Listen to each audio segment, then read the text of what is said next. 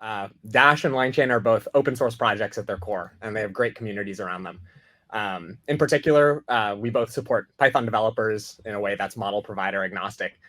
So anyone kind of looking to have that flexibility would kind of get a lot of benefit from using both.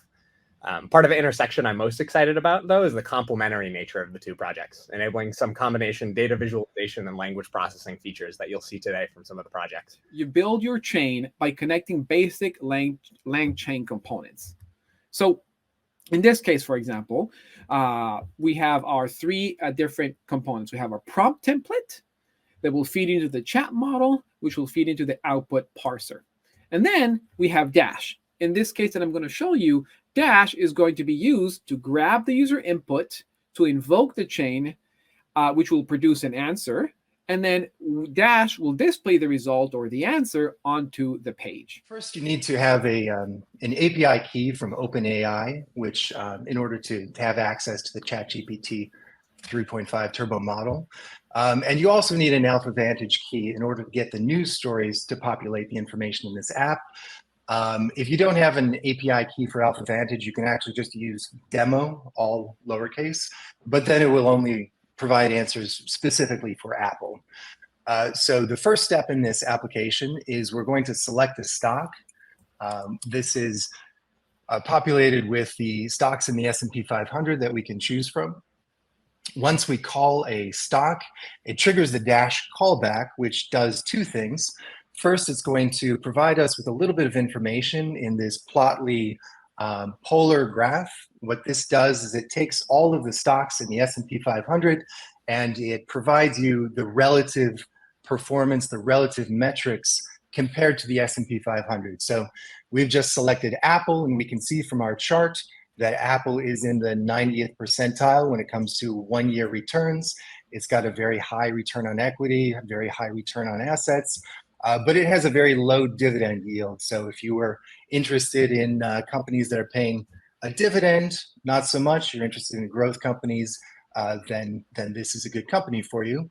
To give you another example, we can do ExxonMobil, which is not very good growth, but it has a high dividend yield. So this is just a tool that allows you to see at a glance some of the features that you might be interested in if you're an investor. Below that, we have a Dash AG grid table. And what this is doing is it's after we select the stock, it sends a query to the AlphaVantage API. AlphaVantage provides us with 50 news articles about the stock Apple. And these are displayed here in this table below. It provides us with summaries of the stock market stories. It provides us with links that we can click on to go to.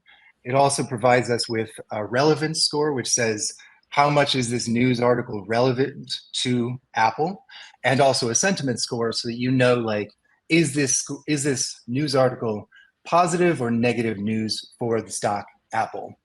Once we have this information, this is the information that gets fed into LangChain as the context for the model. This is a conversational portal using LangChain and ChatGPT, and this is built on data that is retrieved from UniProt.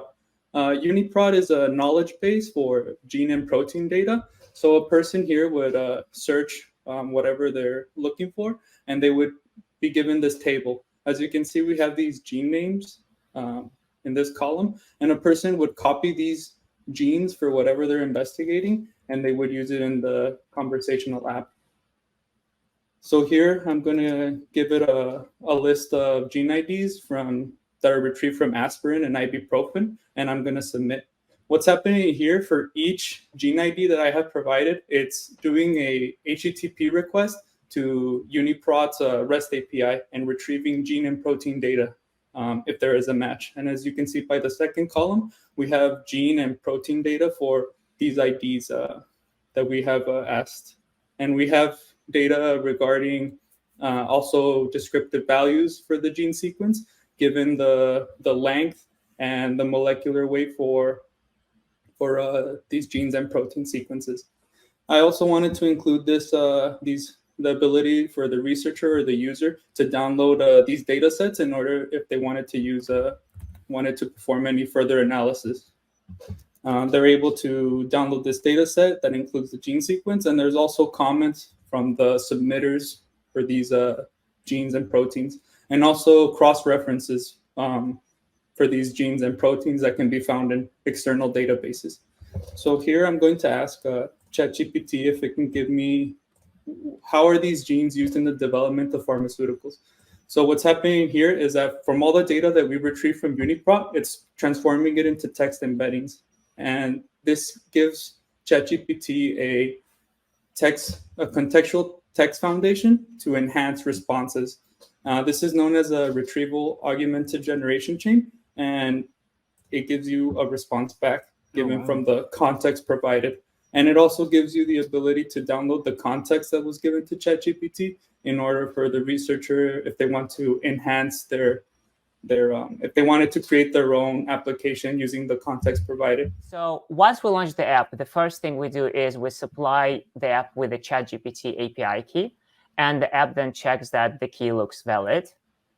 Then we can select the tab with the currency of interest, and this will switch us between different data sources. Then we're able to download our PDFs and embed them into a SQL database inside the app. However, I skipped this part just because it takes a bit of time. And now we're able to switch between different topics like inflation, interest rates, GDP growth, and consumer spending. And this re-ranks most relevant text. If we find that the most relevant text is not quite what we are looking for, we are able to submit our own query, and we can also visualize the most relevant information in the form of a chart. That will take us a second. And what is important is that it always returns us citations like author, date, the specific page, and the title of the document from which the citation or the text paragraph is taken. And here is an example of our visualized plot. As we can see here, it returns us an interactive plotly graph purely from a textual data that we supplied to LLM, and that was later converted into a JSON.